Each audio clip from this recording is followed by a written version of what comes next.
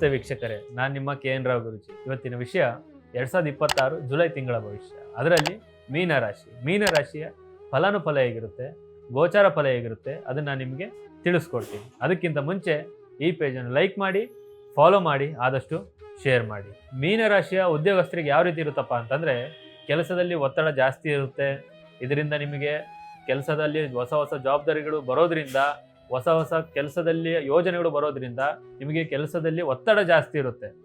ಮಾಡುವಂಥ ಕೆಲಸಗಳಲ್ಲಿ ನಿಮಗೆ ಶ್ರದ್ಧೆ ಭಕ್ತಿ ಇದ್ರೂ ಸಹಿತ ಸ್ಟ್ರೆಸ್ಸು ಭಾಳ ಆಗ್ತಾ ಹೋಗುತ್ತೆ. ಮತ್ತು ಸಹೋದ್ಯೋಗಿಗಳು ಮತ್ತು ಮೇಲಧಿಕಾರಿಗಳ ಜೊತೆ ಭಿನ್ನಾಭಿಪ್ರಾಯ ಬರ್ತಾ ಹೋಗ್ಬೋದು. ಸ್ವಲ್ಪ ತಾಳ್ಮೆಯಿಂದ ಮುಂದಕ್ಕೆ ಹೋಗ್ತಾ ಹೋಗಿ ಎಲ್ಲ ರೀತಿ ಒಳ್ಳೆಯದಾಗ್ತಾ ಹೋಗುತ್ತೆ. ವ್ಯಾಪಾರ ವ್ಯವಹಾರಸ್ಥರಿಗೆ ನೋಡ್ತಾ ಹೋದರೆ ಇವರಿಗೆ ಮಧ್ಯಮ ಲಾಭ ಇರುವಂಥ ಸಾಧ್ಯತೆಗಳು ಜಾಸ್ತಿ ಇದೆ. ಈ ಕಡೆ ಲಾಭನೂ ಬರೋಲ್ಲ, ಈ ಕಡೆ ನಷ್ಟನೂ ಆಗಲ್ಲ. ಎಷ್ಟು ಹಾಕಿರ್ತೀರಿ ಬಂಡವಾಳ ಅಷ್ಟು ಬರುವಂಥ ಸಾಧ್ಯತೆಗಳು ಜಾಸ್ತಿ ಇದೆ. ಮತ್ತು ಏನೇ ಒಂದು ಇನ್ವೆಸ್ಟ್ಮೆಂಟ್ ಮಾಡಬೇಕಂದ್ರೆ ಸ್ವಲ್ಪ ಎಚ್ಚರ ವಹಿಸ್ತಾ ಹೋಗಿ. ಯಾಕಂದರೆ ಸ್ವಲ್ಪ ಇದರಿಂದ ನಿಮಗೆ ಲಾಸು ಕೂಡ ಆಗುವ ಸಾಧ್ಯತೆಗಳು ಜಾಸ್ತಿ ಇದೆ. ಏನೇ ಒಂದು ಮಾಡೋಕ್ಕೆ ಹೋದ್ರೂ ಸಹಿತ ಅವರದ್ರ ಬಗ್ಗೆ ತಿಳ್ಕೊಂಡಿರೋ ಅನುಭವಸ್ಥರ ವ್ಯಕ್ತಿಗಳ ಕಡೆಯಿಂದ ಮಾಡ್ತಾ ಹೋಗಿ, ಎಲ್ಲ ರೀತಿ ಒಳ್ಳೆಯದಾಗ್ತಾ ಹೋಗುತ್ತೆ. ಈ ತಿಂಗಳು ನೀವು ದೊಡ್ಡ ಮೊತ್ತದ ಸಾಲ ನೀಡಕ್ಕೆ ಹೋಗಬೇಡಿ. ಅದನ್ನು ವಾಪಸ್ ಇಸ್ಕೋಬೇಕು ಅಂದರೆ ಬಹಳ ಪರಿಶ್ರಮ ಪಡಲೇಬೇಕಾಗುತ್ತೆ. ನೀವು ಆದಷ್ಟು ಸಾಲವನ್ನು ಯಾರಿಗೂ ನೀಡಕ್ಕೆ ಹೋಗಬೇಡಿ, ಯಾರಿಗೂ ಕೊಡೋಕ್ಕೆ ಹೋಗಬೇಡಿ. ಮತ್ತು ಶಿಕ್ಷಣ ವಿಚಾರದಲ್ಲಿ ನೋಡ್ತಾ ಹೋದರೆ ವಿದ್ಯಾರ್ಥಿಗಳಿಗೆ ಉತ್ತಮ ಬುದ್ಧಿಶಕ್ತಿ ಬರುವ ಸಾಧ್ಯತೆಗಳು ಜಾಸ್ತಿ ಇದೆ. ಏಕಾಗ್ರತೆ ಜಾಸ್ತಿ ಆಗ್ತಾ ಹೋಗುತ್ತೆ, ಚುರುಕುತನ ಜಾಸ್ತಿ ಆಗ್ತಾ ಹೋಗುತ್ತೆ. ಇದರಿಂದ ನಿಮಗೆ ಎಲ್ಲ ರೀತಿಯ ಒಳ್ಳೆಯ ಫಲಿತಾಂಶಗಳು ಜಾಸ್ತಿ ಆಗ್ತಾ ಹೋಗುತ್ತೆ. ಆದರೆ ಕಷ್ಟಪಟ್ಟು ಓದಿದರೆ ಮಾತ್ರ ಸ್ಪರ್ಧಾತ್ಮಕ ಪರೀಕ್ಷೆಗಳಲ್ಲಿ ಉತ್ತಮ ಫಲಿತಾಂಶ ನಿಮ್ದು ಆಗ್ತಾ ಹೋಗುತ್ತೆ ವಿನಃ ಸ್ವಲ್ಪ ನೀವು ಆದಷ್ಟು ಬರುತ್ತೆ ಬಿಡು, ಓದಿದ್ದೀನಿ ಬಿಡು ಅಂತಂದರೆ ಯಾವುದೇ ಕಾರಣಕ್ಕೂ ಬರೋದಿಲ್ಲ. ಸ್ವಲ್ಪ ಇನ್ನೂ ಕಷ್ಟಪಡಬೇಕು. ಯಾಕೆಂದರೆ ಏನು ಓದಿರ್ತೀರಾ ಸ್ವಲ್ಪ ಅದು ಮರ್ತೋಗುವ ಸಾಧ್ಯತೆಗಳು ಜಾಸ್ತಿ ಇದೆ. ಚಂಚಲ ಮನಸ್ಸಿನಿಂದ ಎಕ್ಸಾಮ್ ಟೈಮಲ್ಲಿ ಸ್ವಲ್ಪ ಆದಷ್ಟು ಕಷ್ಟಪಟ್ಟು ಓದ್ತಾ ಹೋಗಿ, ಎಲ್ಲ ರೀತಿ ಒಳ್ಳೆಯದಾಗ್ತಾ ಹೋಗುತ್ತೆ. ಆರೋಗ್ಯ ವಿಚಾರದಲ್ಲಿ ನೋಡ್ತಾ ಹೋದರೆ ಆರೋಗ್ಯದ ಮೇಲೆ ಹೆಚ್ಚಿನ ಕಾಳಜಿ ಭಾಳ ವಹಿಸಬೇಕು. ಯಾಕೆಂದರೆ ಸ್ವಲ್ಪ ಆರೋಗ್ಯದಲ್ಲಿ ಏರುಪೇರು ಆಗುವ ಸಾಧ್ಯತೆಗಳು ಜಾಸ್ತಿ ಇದೆ. ತಲೆನೋವಾಗಿರ್ಬೋದು, ಕಣ್ಣಿನ ದೋಷ ಆಗಿರ್ಬೋದು, ಕಾಲು ನೋವಾಗಿರ್ಬೋದು. ಇದರಿಂದ ಸಮಸ್ಯೆಗಳ ಮೇಲೆ ಸಮಸ್ಯೆಗಳು ಬಳಲ್ತಾ ಹೋಗಿ ಮಾನಸಿಕ ಒತ್ತಡ ಹೋಗಿ ಮಾನಸಿಕ ನೆಮ್ಮದಿ ನಿಮ್ಮ ಹಾಳಾಗ್ತಾ ಹೋಗುತ್ತೆ. ಸ್ವಲ್ಪ ಅದ್ರ ಕಡೆ ಸ್ವಲ್ಪ ಕಾಳಜಿ ವಹಿಸ್ತಾ ಹೋಗಿ. ಆರೋಗ್ಯದ ಕಡೆ ಏನೇ ಒಂದು ಸಣ್ಣ ಪುಟ್ಟ ಸಮಸ್ಯೆಗಳಿದ್ರೂ ಆದಷ್ಟು ನೀವು ಎಷ್ಟು ಜಲ್ದಿ ಆಗುತ್ತೋ ಅಷ್ಟು ಜಲ್ದಿ ವೈದ್ಯರ ಸಲಹೆ ಪಡೀರಿ, ಎಲ್ಲ ರೀತಿ ಒಳ್ಳೆಯದಾಗ್ತಾ ಹೋಗುತ್ತೆ.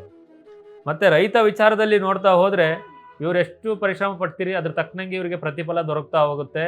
ಸ್ವಲ್ಪ ಆದಷ್ಟು ನೀವು ಗಮನ ಹರಿಸ್ತಾ ಹೋಗಿ. ಹವಾಮಾನದ ವೈಪರೀತ್ಯದಿಂದ ಬೆಳೆಗಳು ಹಾಳಾಗುವ ಸಾಧ್ಯತೆಗಳು ಜಾಸ್ತಿ ಇದೆ. ಸ್ವಲ್ಪ ಅದ್ರ ಕಡೆ ಗಮನ ಹರಿಸಿ ಅದಕ್ಕೆ ಮುನ್ನೆಚ್ಚರಿಕೆ ಕ್ರಮಗಳನ್ನು ಏನೇನು ವಹಿಸಬೇಕು ಎಲ್ಲ ರೀತಿ ವಹಿಸ್ತಾ ಹೋಗಿ. ಮತ್ತು ಹೈನುಗಾರಿಕೆ ಮತ್ತು ತರಕಾರಿ ಏನು ಕೃಷಿ ಮಾಡ್ತಾ ಇರ್ತೀರಾ ಅವರಿಗೆ ಸಾಧಾರಣ ಆದಾಯ, ಜಾಸ್ತಿ ಅಂದ್ಕೊಂಡಿರೋಷ್ಟು ಆದಾಯ ಬರೋದಿಲ್ಲ. ಮತ್ತು ನೀವು ಹಾಕಿರ್ತೀರ ಬಂಡವಾಳ ಅಷ್ಟೇ ಬರುತ್ತೆ ವಿನಃ ಲಾಭನೂ ಕೂಡ ಬಂದರೂ ಬರ್ಬೋದು, ಬಿಟ್ಟರು ಬಿಡ್ಬೋದು. ಆದರೆ ಬಂಡವಾಳ ಎಷ್ಟು ಹಾಕಿರ್ತೀರಿ ಅಷ್ಟು ಬರುವ ಸಾಧ್ಯತೆಗಳು ಕೂಡ ಜಾಸ್ತಿನೇ ಇದೆ. ಪ್ರೀತಿ ಪ್ರೇಮ ವಿಚಾರದಲ್ಲಿ ನೋಡ್ತಾ ಹೋದರೆ ಸಣ್ಣ ಪುಟ್ಟ ತಪ್ಪು ತಿಳುವಳಿಕೆಗಳು ಜಾಸ್ತಿ ಆಗ್ತಾ ಹೋಗುತ್ತೆ, ಭಿನ್ನಾಭಿಪ್ರಾಯಗಳು ಜಾಸ್ತಿ ಆಗ್ತಾ ಹೋಗುತ್ತೆ. ಅವರವರ ಅಹಂಕಾರದ ಮಾತುಗಳಿಂದ ನಿಮ್ಮಲ್ಲೇ ಬಿರುಕು ಆಗ್ತಾ ಹೋಗುತ್ತೆ. ಸ್ವಲ್ಪ ಅದ್ರ ಕಡೆ ಗಮನ ಹರಿಸಿ.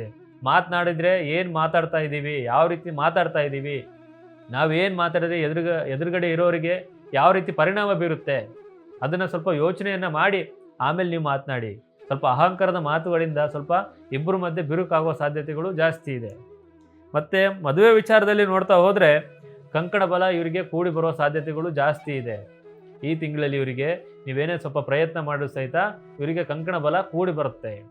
ಮತ್ತು ಸಣ್ಣ ಪುಟ್ಟ ಜಗಳಗಳನ್ನು ದೊಡ್ಡದನ್ನು ಮಾಡೋದಕ್ಕೆ ಬಿಡಬೇಡಿ. ದಾಂಪತ್ಯದಲ್ಲಿ ನೋಡ್ತಾ ಹೋದರೆ ಸಣ್ಣ ಪುಟ್ಟ ಜಗಳ ಆಡ್ತಾ ಇರ್ತೀರಾ, ಅದನ್ನು ದೊಡ್ಡದಾಗಿ ಎಳೆಕ್ಕೆ ಹೋಗ್ಬೇಡಿ, ಅಲ್ಲಿಂದಲ್ಲಿಗೆ ಮುರಿದು ಬಿಸಾಕ್ಬೇಡಿ. ಒಂದು ಗಂಡ ಸಿಟ್ಟಲ್ಲಿದ್ದರೆ ಹೆಂಡತಿ ಸುಮ್ಮನಿರಬೇಕು, ಹೆಂಡತಿ ಸಿಟ್ಟಲ್ಲಿದ್ದರೆ ಗಂಡ ಸುಮ್ಮನಿರಬೇಕು. ಈ ರೀತಿ ಹೊಂದಾಣಿಕೆ ಮಾಡ್ಕೊಂಡು ಹೋದಷ್ಟು ನಿಮ್ಮಲ್ಲಿ ಜಾಸ್ತಿ ನಂಬಿಕೆ, ಗೌರವ, ಪರಸ್ಪರ ಹೊಂದಾಣಿಕೆ ಜಾಸ್ತಿ ಆಗ್ತಾ ಹೋಗುತ್ತೆ. ಇಬ್ಬರು ವಾದ ವಿವಾದ ಮಾಡ್ತಾ ಹೋದರೆ ಸಣ್ಣ ಪ್ರಮಾಣ ಇದು ದೊಡ್ಡ ಪ್ರಮಾಣ ಹೋಗಿ ಡೈವರ್ಸ್ ಆಗುವ ಸಾಧ್ಯತೆಗಳು ಕೂಡ ಜಾಸ್ತಿ ಇದೆ. ಸ್ವಲ್ಪ ಇದನ್ನು ಗಮನ ಹರಿಸ್ತಾ ಹೋಗಿ. ಹಣಕಾಸಿನ ವಿಚಾರದಲ್ಲಿ ನೋಡ್ತಾ ಹೋದರೆ ಆದಾಯದ ಅರಿವು ಚೆನ್ನಾಗಿದ್ದರೂ ಸಹಿತ ಅನಿರೀಕ್ಷಿತ ಖರ್ಚು ವೆಚ್ಚಗಳು ಜಾಸ್ತಿ ಆಗ್ತಾ ಹೋಗುತ್ತೆ.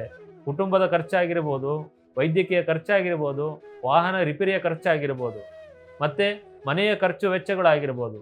ಎಷ್ಟು ಜಲ್ದಿ ಅಮೌಂಟ್ ಬರುತ್ತೆ ಅಷ್ಟು ಜಲ್ದಿ ಖರ್ಚಾಗುವ ಸಾಧ್ಯತೆಗಳು ಜಾಸ್ತಿ ಇದೆ. ಆದಷ್ಟು ನೀವು ಅದರ ಕಡೆ ಗಮನ ಹರಿಸಿ. ಮತ್ತು ಈ ತಿಂಗಳಲ್ಲಿ ನಿಮಗೆ ಎಷ್ಟೇ ನೀವು ಹಣ ಬಂದರೂ ಸಹಿತ ಉಳಿತಾಯ ಮಾಡೋಕ್ಕಾಗೋದೇ ಇಲ್ಲ. ಅಲ್ಲಿಂದಲ್ಲಿಗೆ ಎಲ್ಲ ರೀತಿ ಹೋಗುತ್ತೆ ವಿನಃ ನಿಮ್ಮ ಕೈಯಲ್ಲಿ ಹಣ ಉಳಿಯುವ ಸಾಧ್ಯತೆಗಳು ಕಮ್ಮಿನೇ ಇದೆ.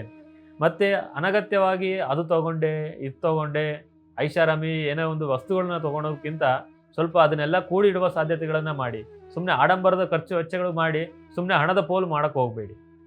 ಮತ್ತು ಇನ್ನಲ್ಲಿ ನಿಮಗೆ ಏನೇ ಒಂದು ಸಮಸ್ಯೆಗಳು ಕಾಡ್ತಾ ಇದ್ದರೆ ಪ್ರತಿ ಶನಿವಾರ ಆಂಜನೇಯ ಸ್ವಾಮಿಯ ದರ್ಶನವನ್ನು ಪಡೀರಿ. ಎಲ್ಲ ರೀತಿ ಒಳ್ಳೆಯದಾಗ್ತಾ ಹೋಗುತ್ತೆ. ಇನ್ನು ಇದಕ್ಕಿಂತ ಮೀಗಲಾದದ್ದು ನಿಮ್ಮಲ್ಲಿ ಸಮಸ್ಯೆಗಳಾಗಿರ್ಬೋದು, ಮನಸ್ತಾಪಗಳಾಗಿರ್ಬೋದು, ಕಿರಿಕಿರಿಗಳಾಗಿರ್ಬೋದು, ಗೊಂದಲಗಳಾಗಿರ್ಬೋದು, ಇನ್ನೂ ಏನೇ ಸಮಸ್ಯೆಗಳು ಕಾಡ್ತಾ ಇದ್ದರೆ ಒಮ್ಮೆ ನಮ್ಮನ್ನು ಸಂಪರ್ಕಿಸಿ.